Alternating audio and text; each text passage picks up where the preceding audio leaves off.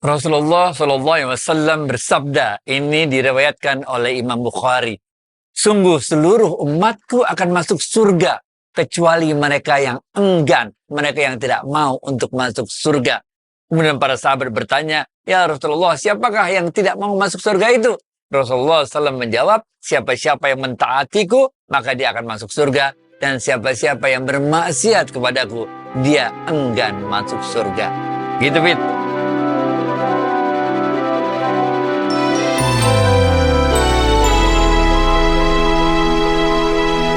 Assalamualaikum warahmatullahi wabarakatuh, sahabat Smart Skill School. Semoga kita semua selalu dalam lindungan Allah Subhanahu wa Ta'ala. Amin.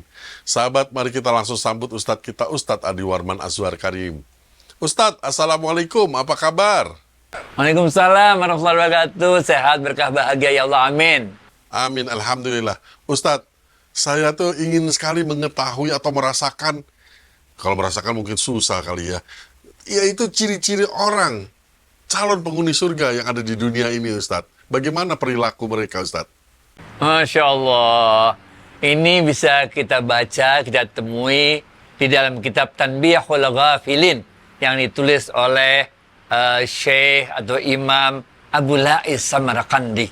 Ini nama kitabnya Tanbihul Ghafilin.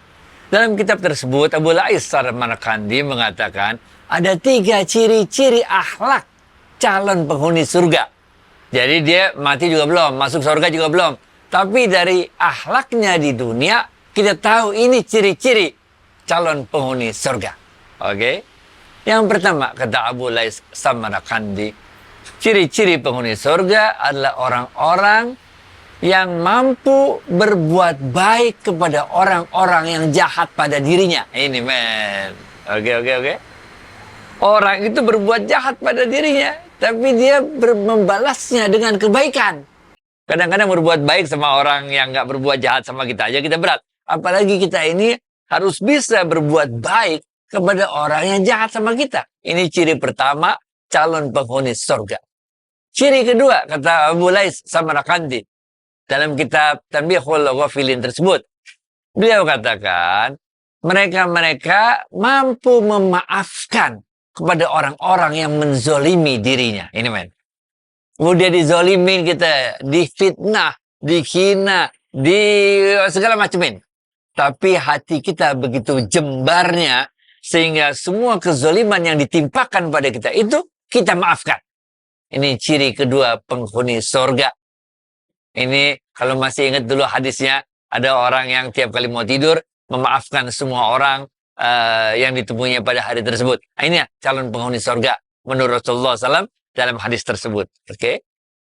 Yang ketiga, kata Abu Lais Samarqandi dalam kitab Tanbihul Ghafilin tersebut, orang-orang yang bermurah hati memberikan segala sesuatunya kepada orang-orang yang kikir terhadap dirinya. Ini men.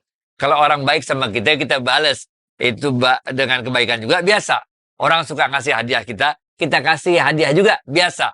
Itu ada hadisnya. Saling menghadiahi, menimbulkan saling mengasihi. Kalau ciri-ciri penghuni surga yang ketiga, dalam kitab Tanbihul Ghafilin, itu bukan begitu.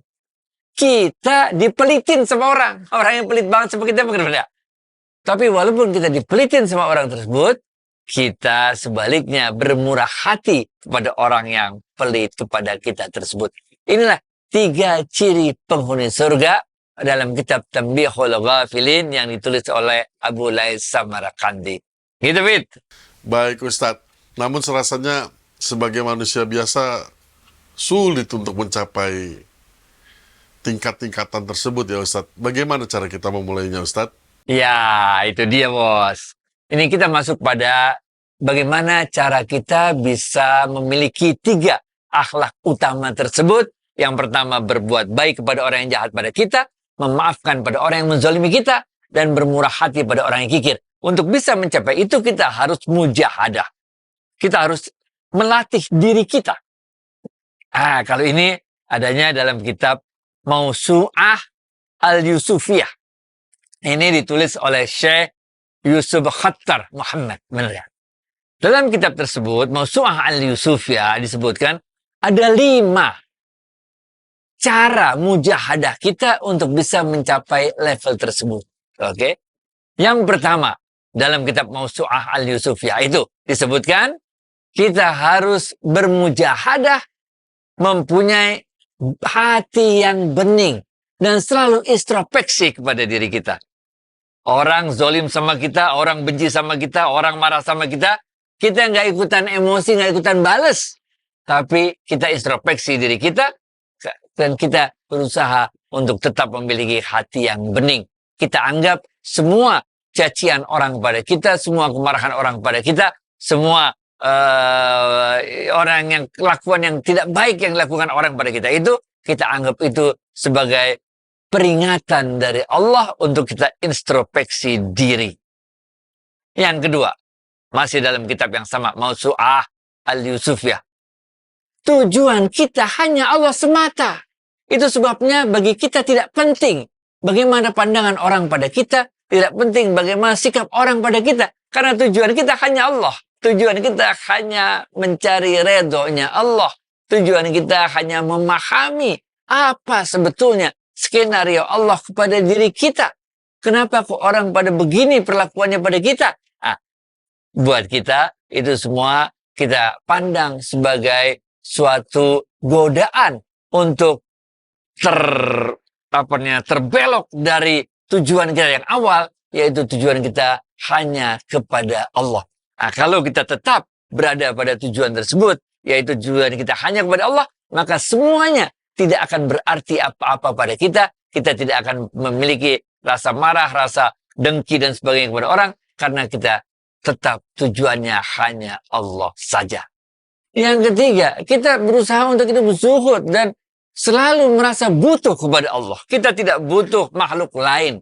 Kita tidak butuh pandangan, pujian, cacian dari makhluk lain, dari makhluk. Yang kita butuhkan hanya Allah saja. Nah, ini yang ketiga. Yang keempat adalah kita memantapkan hati kita dengan semua rasa kasih sayang dan cinta. Nah, ini. Kita jalani hidup ini, kita yakin seyakin-yakinnya menjalani hidup ini dengan penuh kasih sayang dan cinta. Karena kita tahu persis bahwa Allah lah Ar-Rahman, Ar-Rahim, yang maha penyayang, maha pencinta. Sehingga apapun yang kita hadapi dalam kehidupan ini, selalu kita sikapi dengan melihat bagaimana mencerminkan sifat Asma'ul Husna Allah yang Ar-Rahman, Ar-Rahim tersebut. Yang keempat. Yang kelima, kita menghiasi diri kita dengan akhlak yang baik. Nah, kalau kita secara seluruh kemampuan kita, berusaha sekuat tenaga kita untuk bermujahadah, menjalani hidup ini benar-benar dengan melakukan 5 hal ini, maka insya Allah di dalam diri kita nanti akan terbentuk ciri-ciri penghuni sorga yang dalam kitab Tanbihul Ghafilin tadi disebutkan. Kita mampu berbuat baik kepada orang yang jahat kepada kita. Kita mampu memaafkan orang-orang yang zalim kepada kita. Kita mampu bermurah hati pada orang-orang yang kikir kepada kita. Karena apa? Karena kita hatinya bening, benar gak? Karena kita tujuannya hanya Allah, benar gak? Karena apa-apa tadi yang telah kita sebutkan dalam kitab Mausu'ah Yusufiyah itu. Mudah-mudahan insya Allah kita, ini emang nggak mudah, tapi dengan terus-menerus kita latih diri kita, kemudian nanti keyakinan kita akan naik tingkat, mulai dari ilmu yakin, ainul yakin, hakul yakin, dan kamalul yakin. Baik itu, Yufid. Ustadz, terakhir sedikit saja penasaran aja, bagaimana rasanya orang-orang yang sudah mencapai perilaku yang seperti Ustadz sampaikan tadi? Orang-orang yang telah mencapai level tersebut, dia akan mendapatkan kedamaian, perasaan nyaman, damai di dunia ini, karena apapun yang terjadi di dunia ini, dia tahu itu adalah kehendaknya Allah. Itu adalah Allah yang ngatur segala sesuatunya, karena tidak ada satu daun pun yang jatuh di muka bumi ini, kecuali dengan izinnya Allah. Nah, dengan pemahaman seperti itu, maka hidup kita akan tenang, apapun yang terjadi pada diri kita.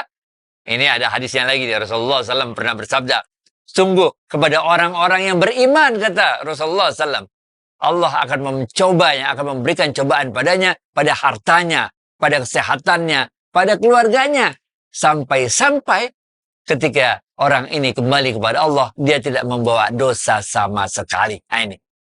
Sehingga apapun yang kejadian, musibah yang menimpa kesehatan kita, musibah yang menimpa harta kita, musibah yang menimpa keluarga kita, ini kita sikapi dengan penuh keredoan, sehingga ketika kita nanti kembali kepada Allah, kita tidak membawa dosa apapun lagi. Gitu, Fit. Masya Allah, luar biasa. Baik Ustadz, terima kasih atas waktu dan tausiahnya. Assalamualaikum warahmatullahi wabarakatuh.